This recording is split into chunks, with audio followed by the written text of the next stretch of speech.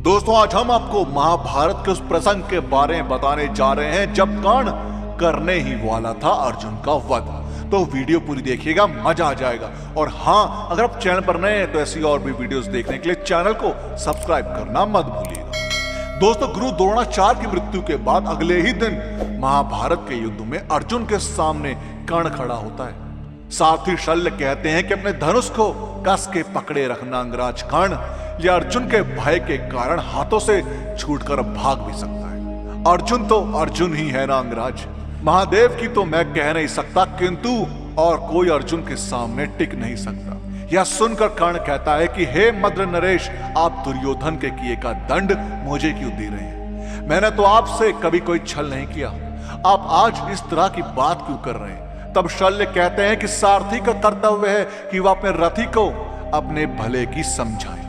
अर्जुन के सारथी ने भी बीच रणभूमि में उसे समझाया था। उधर भीम और दुशासन का युद्ध होता है। भीम को अपनी प्रतिज्ञा की याद आती है कि जब तक इस दुष्ट दुशासन का वध करके इसकी छाती का लहू नहीं पी लूंगा, अपने पूर्वजों को अपना मुंह नहीं दिखाऊंगा। भीम फिर दुशासन से कहता है कि इतनी दूर खड़ा बाण क्या चला रहा है कायर, पास आकर लड़। यह सुनकर दुशासन गदा लेकर उसके पास पहुंच जाता है।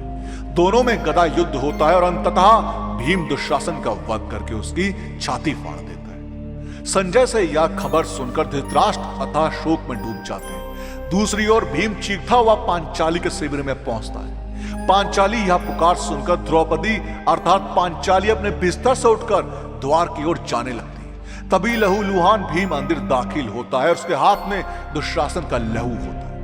पांचाली भीम को आश्चर्य और हर्ष से देखती है। तब भीम कहते हैं कि लो पांचाली, मैं तुम्हारे लिए दुशासन की छाती का लहू लाया हूं। पांचाली भीम के हाथों से वह लहू लेकर अपने केश में लगाती है और प्रसन्न हो जाती है। उधर रणभूमि में दुशासन के शव के पास कर्ण, दुर्योधन, शकुनी आदि एकत्रित होकर शोक मनाते हैं। तब क्रोधित होकर दुर्योधन कर्ण से कहता है, सेनापति, मुझे पांडव का शव चाहिए, आक्रमण करो।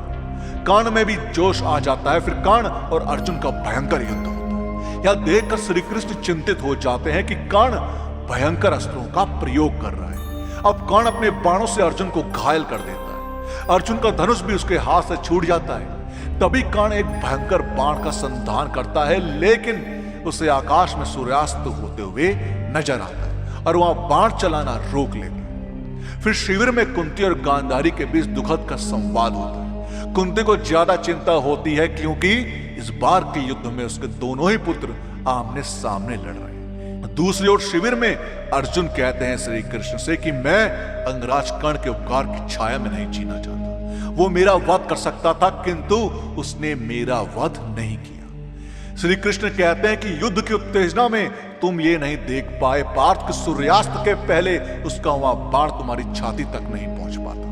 उसने अपना बाण रोककर यह संदेश दिया कि अब तक युद्ध में जो हुआ उसके लिए वह उत्तरदायी नहीं है, किंतु अब वो प्रधान सेनापति है और जब तक वह प्रधान सेनापति रहेगा तब तक उसकी सेना उन नियमों का पालन करेगी जो नियम भीष्म पितामह ने बनाए थे। फिर श्री कृष्ण कहते हैं कि कल जब तुम्हारा सामना अंगराज कर्ण से हो पार्थ, तो ध्यान रखना। उधर कर्ण से दुर्योधन कहते हैं कि आज विजय तुम्हारे हाथ में थी मित्र, किंतु तुमने उसे निकल जाने दिया। तब कर्ण कहता है कि चिंता ना करो मित्र, यदि विजय आज मेरे हाथ में आ गई तो कल वो फिर से मेरे हाथ में आ जाएगी। तब शकुनी ने पूछा कि आज तुमने अपने हाथ कैसे रोक लिए अंगराज? तब कर्ण कहते हैं कि मेरे और अर्जुन के बीच स्वयं सूर्यदेव आ गए थे। मैं जानता था कि मेरा बाण सूर्यास्त के पहले अर्जुन की छाती नहीं बेच सकता, इसलिए मैं बाण कैसे चला सकता था। तब शकुनी कहता है कि इस युद्ध में कई नियम उन्होंने तोड़े हैं और हमने भी, तो टूट जाने देते ये नियम। अंत में कर्ण बताते हैं कि मैं ऐसा नहीं कर सकता।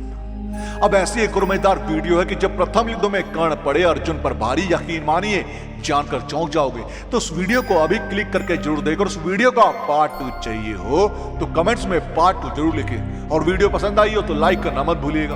हम आपको मिलते हैं अगली वीडियो।